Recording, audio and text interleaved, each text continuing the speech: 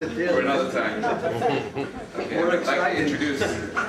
like to introduce Izzy. I'll put it in my pocket. I can help out. This is going to be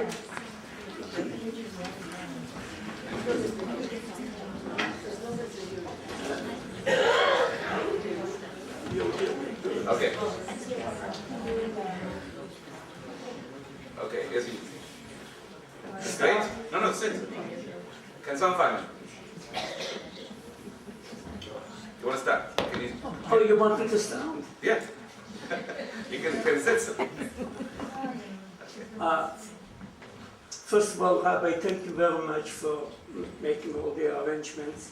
And I would like to thank my friends who came here, and especially my old students who made an effort to come here. And above all, I would like to thank the young generation, Hador HaTzair, because you are very, very important to us. Now I would like, I'm gonna,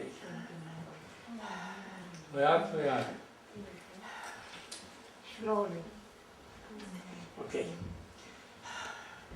I would like to tell you a story about a young child who lived to be old enough to be in his 80s. So I'm going to start the story when I was about, my real age I do not know, so you'll have to forgive me. I assume I was 5, 6, 7 years old when my parents sent me to my uncle in a plain shtetl in a village. He was a farmer, and during 1941, when the Germans attacked the second half of Russia, I was with him. My parents lived in a big city, Slonim, and I never saw them again. I had 4 brothers, and so when the war started, my uncle was a farmer. He had horses, he had a wagon. So when we heard the bombardment from the outside, he packed up the wagon and his family.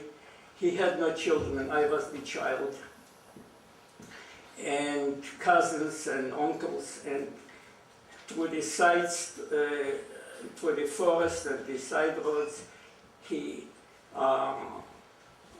traveled, and we were able to manage to get to the city of Minsk, in Minsk, or outside of Minsk. We got rid of the, I don't know what happened to the horses and the wagon, but somehow he managed to get a train, and One second here. Yeah.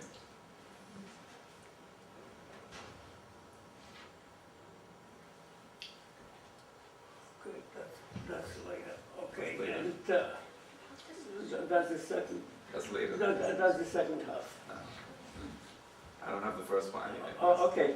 Oh, Yeah, that's okay. fine. So somehow, I do not know the logistics, but we managed to come to the city of Samarkand in Uzbekistan. So we were a group of maybe 10, 12 people, and then we met other people from the same vicinity.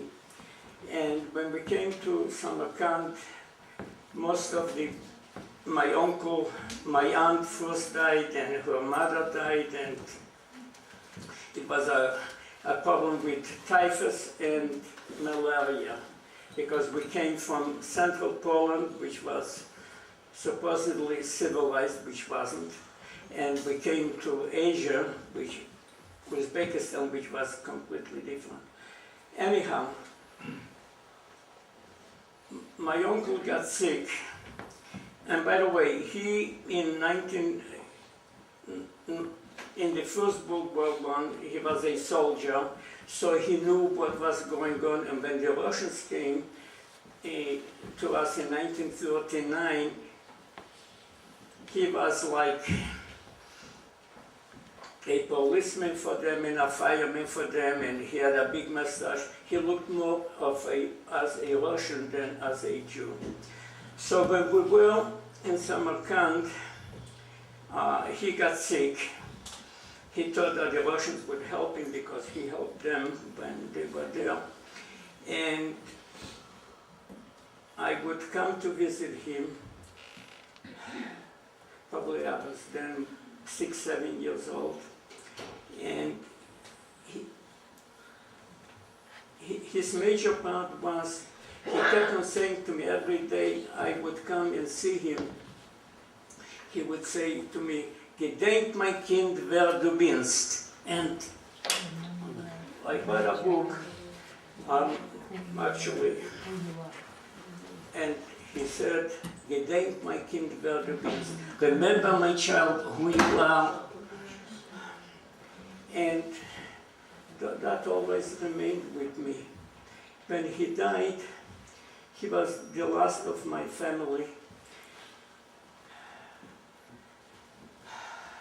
I was taken into a Russian children's home, which was really for Polish refugees. I was a Polish refugee, not a Jewish refugee, because I came from Poland. So I was under under the Russian authority until 1945. And then in 1945, at the end of the war, all of us were sent back to Poland, and we came back to Warsaw, like you said before, to Warsaw, the central, the capital of Poland.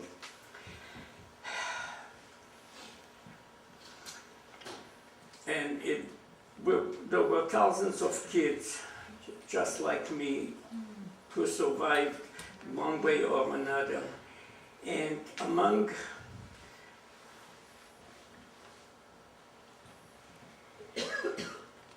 the people there, we had what I call shluchim, messengers, Jewish messengers who would come among the children and ask them, "Du bist a Yid? Are you Jewish?"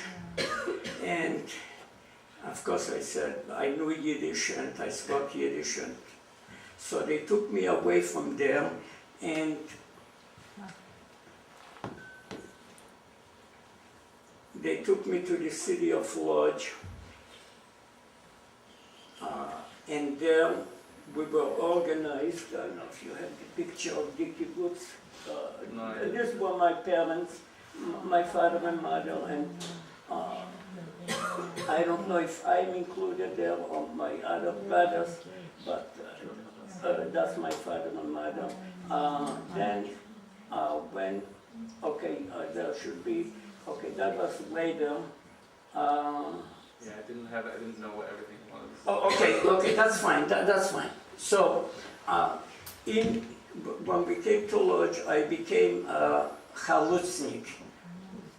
You all know what a halutznik is. You don't know. Good. We have to tell you what a halutznik is. A halutznik is one who,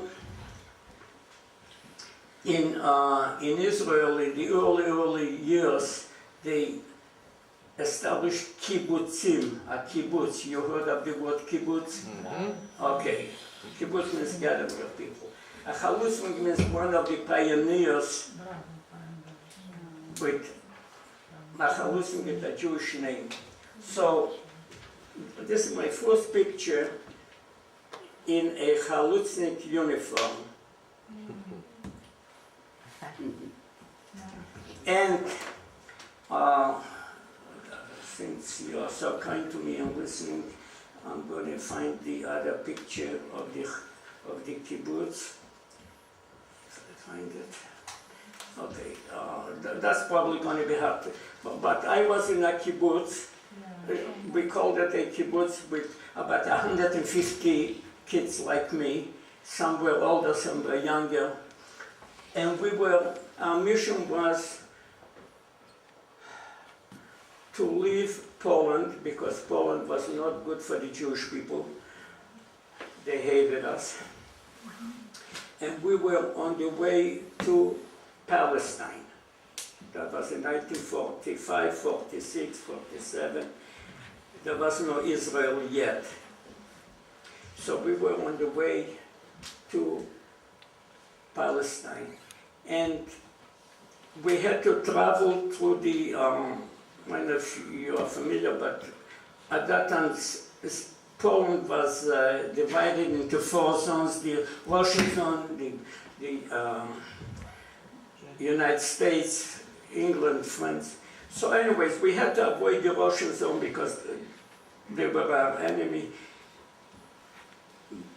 Somehow, somewhere, I don't know the logistics, the group that I was with, 120, 150 kids, we came to Austria. From Austria, we traveled to the mountains there, and we came to northern Italy. In Italy... How did you travel? By what means? Let's just get the question. We traveled by foot, by the whichever means. Sometimes we had trains or whatever. So in Italy, this was my first picture taken, and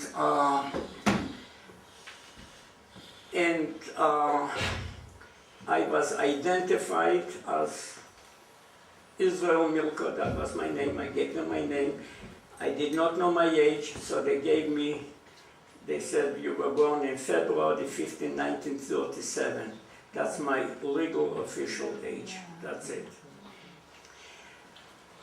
From Italy, so I was in Milan. From Milan, we traveled to Rome, and in Rome, we reassembled ourselves, and we stayed there for a little while,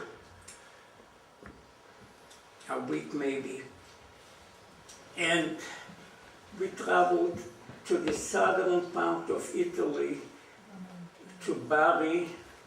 That's the name of the city. And from there, I was supposed to, the kibbutz, or the organization, we were supposed to go to Palestine. That was 1947 or whatever it was, maybe. It so happened that I did not make it.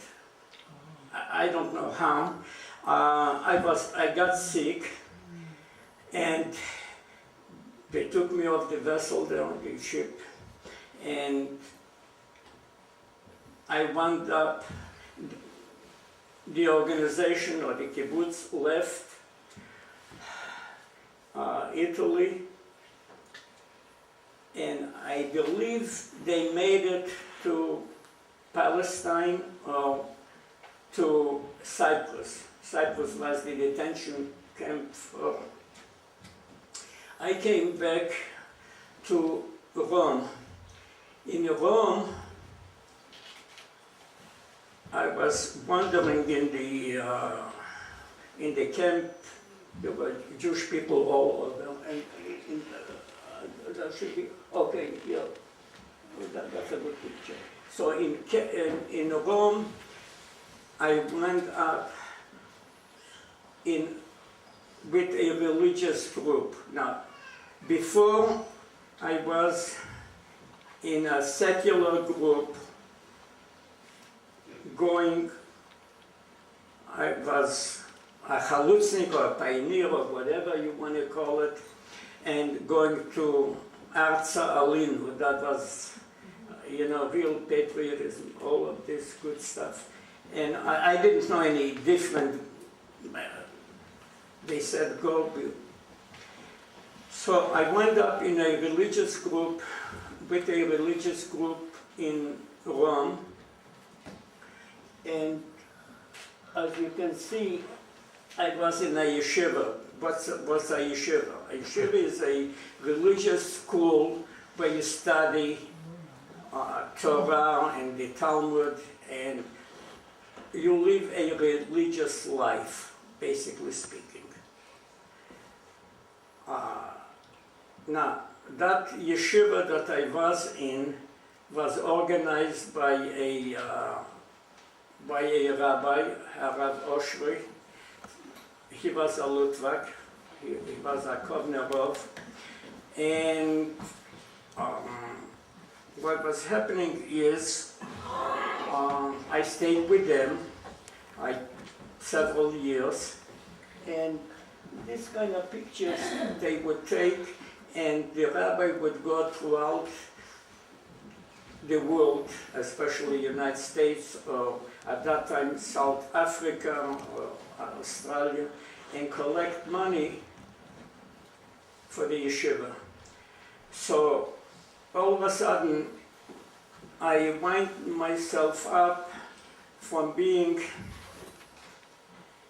in a secular atmosphere to a religious atmosphere. So I had nice hair there, and it was cut off before. Okay, you got it. Okay, that was the kibbutz. As you can see, that was the kibbutz. And that kibbutz was in Israel? that was on the way from Europe to Israel. Oh, okay. I did not touch Israel yet.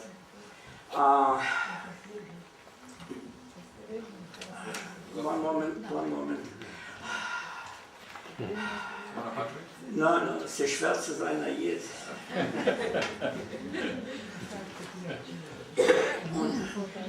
Und zu reden. So, now, in the yeshiva,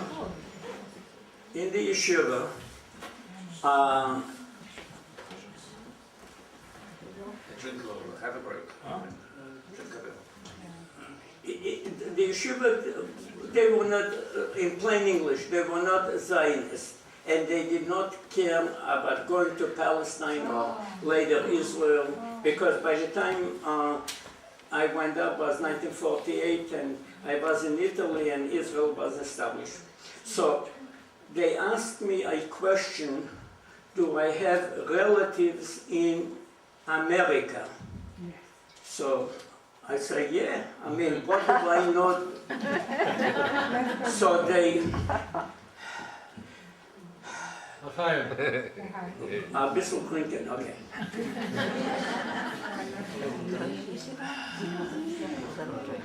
So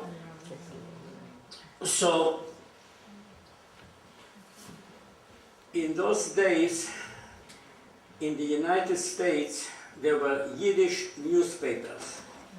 The Forwards, the Tag Morgen Journal, and there was a column in the paper that they would say, Kreuvim gesucht. We are searching for family. Kreuvim gesucht. So my aunt, who came here in 1915 as a young girl, she still remembered, so she was reading the Yiddish paper, and she was looking through the papers, and she saw her name. She was a Milkow, She was my father's sister. And by the way, I'm getting off because my grandfather had 14 children, 10 with one wife, 4 with the other wife, and most of the children were spread throughout the world. Some went in the early years, in the 1920s, to Palestine, and a lot of them came here to the United States in Dorchester. So she reads the paper and she sees her name there, and Izzy Milkow is looking for family. So she talks to her sister, and there was another sister and another uncle. I had a lot of relatives in Dorchester, and somehow they got together, and by then they had children and more children and so forth and so on. And they made arrangements for this kid here, who was then 12, 13 years old, to go to the United States.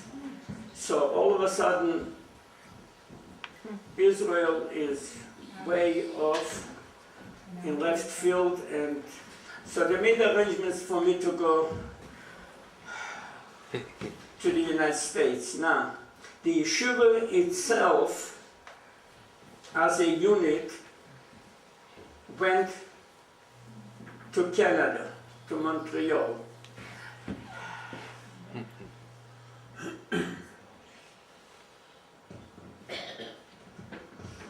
I, as an individual, remained in Rome. I know few people know that in those days there was the IRO, the International Refugee Organization, there was the Jewish Distribution Center, there was the Hayas. People took care of me, and I remained in Rome, and I was supposed to get a visa to go to the United States. Well, needless to say, I did not get a visa to the United States. I have documentation here that they said that if you're going to let in this kid, they'll have to let in other kids that were quotas and all of that mishigas. So I remained in Rome, and out of desperation, since the yeshiva was in Montreal, through the yeshiva I was able to go to Montreal. So I stayed in Montreal with my old yeshiva bacha, so whatever. And from Montreal, I was supposed to come to the United States. The relatives worked on it. It did not happen, okay. Somehow the United States didn't want me. So, I know it's unbelievable, but so from Montreal, they shipped me back to Italy. That was 1950. At that time, the Korean War started.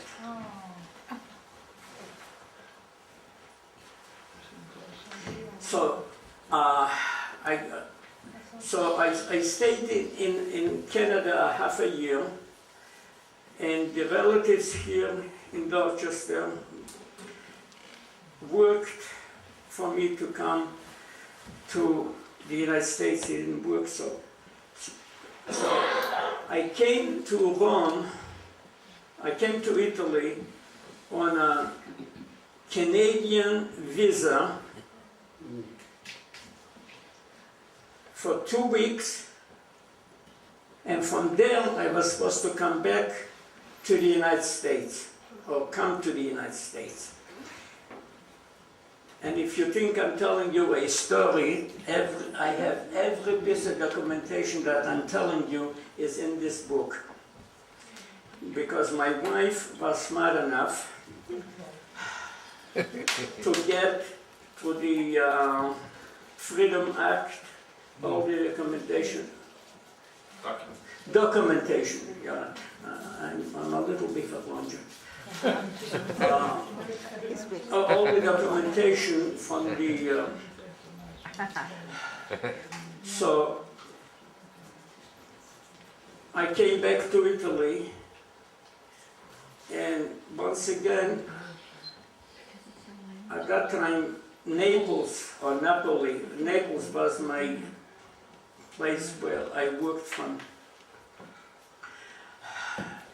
And I did not get a visa. Excuse me a second.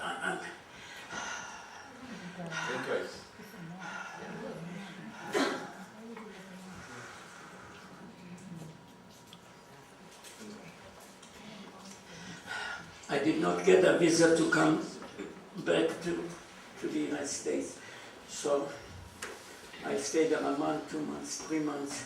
Meanwhile, the Korean War started with the United States, and all the people who were refugees originally from Poland, from Germany, all of that disappeared because it was 1950 already, and there were not, the camps were empty, so to say. And there was correspondence back and forth going on between our congressmen, and I had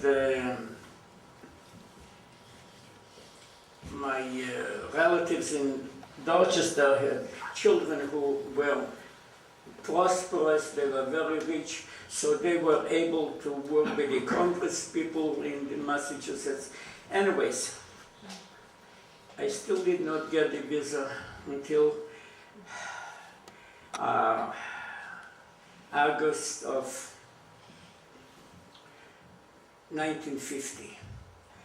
So, in August of 1950, I came to the United States. So that's chapter 1, 2, and 3. Let's go. So I come to the United States, came to New York, from New York to Boston, and at the airport, I had, honest to God, 5 aunts. God bless them, they are in heaven. Anyways, from 75 going to 85, old people. Everybody spoke Yiddish.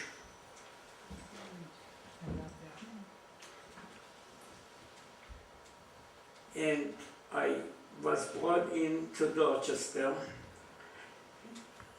At one time, I don't know if you're familiar when I say Dorchester, one time Dorchester, Roxbury, Dorchester, American were 99% Jewish.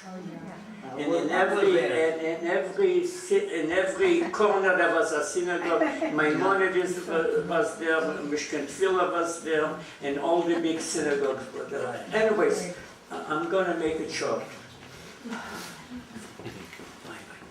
So I came to them, and at that time, this little kid started to grow up and start to get older, and I went to high school and graduated high school. And then there was a question, what's the tachlis wird sein? What are they going to do with me? What are they going to do with me?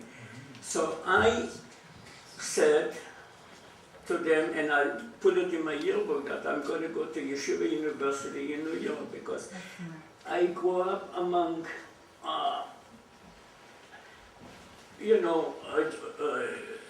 religious people, and I knew, by then I know a little bit what's going on, and I could learn more and so forth and so on.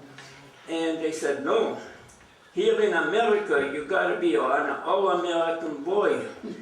So, I mean, and so the cousins, that was not my aunts and uncles, they were the children of my cousins. So they wanted me to be an all-American. Maybe I could have played football for somebody. With my physique. Anyways. So I kind of separated myself from the family, and I started to look, what can I do? To New York I couldn't go because it was a question of finance, and I did not have the finance. So I went in, at that time, to the Hebrew Teachers College. Now it's called the Hebrew College. In those days they called it the Hebrew Teachers College. And they took one look at me and they said, oh well, this kid needs a little help. So they took me in and I became a student there. And not only that, but they had enough sense in them to keep me there, to send me to Israel to study.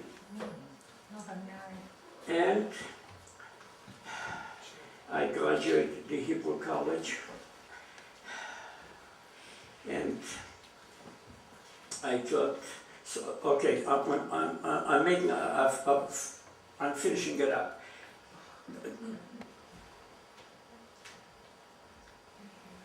So I'm getting a little bit over.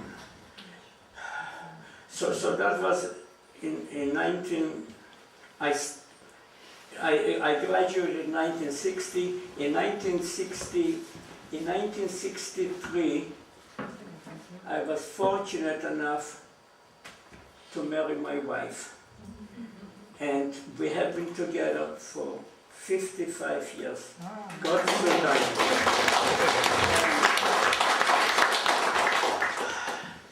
And let me tell you, it might sound strange to you, but for a kid who did not grow up with a brother, a sister, a mother, a father, or an uncle that you grew up with. I came to a family who did not know me and I did not know them. So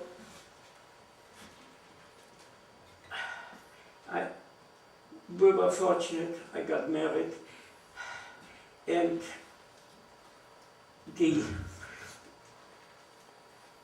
her family and the ganze Mishpacha, the whole thing, we were together. I was accepted. We had a nice wedding. The rabbi married us, and now I was for one more thing. I've been in Framingham since 1966. I worked for the TJX company in the IT department for 43 years. I've been retired now for, I have been with my wife for 55 years. So I was very fortunate. We have 2 kids, and they are wonderful, and I will continue doing what I'm doing. And thank you very, very much for coming, and especially the younger generation. I appreciate it. Thank you very much. Before we close up, I just want to do just closing remarks. I want to say a very big thank you to all 3 of you. I know it's not just telling a story. You have to dig into your heart and go back to very painful parts of your life and childhood, and it's an emotional journey. Yet in recent years, I've discovered snippets of his story And suddenly I realized what an inspiration he is. I know that tonight we have some of Izzy's former Hebrew school students here from many years ago who are beneficiaries of his love for Yiddishkeit and Judaism back then. But Izzy, there's one more thing that I love about you, and that is your davening, your praying. When Izzy prays in synagogue, you hear him passionately saying the words and singing along the melodies and praying to God. And as I do so, as I hear him, I think of his words as he's praying and the person who is carrying them. And I imagine that these words are being brought before God as gems and diamonds. You see, I imagine that these words are being brought before God as gems and diamonds. You see, for a man like Izzy who experienced a loss like that, to pray with such passion is truly beyond inspirational. And you know that Izzy is a man who lives as good Susanna Yid. It's good to be a Jew.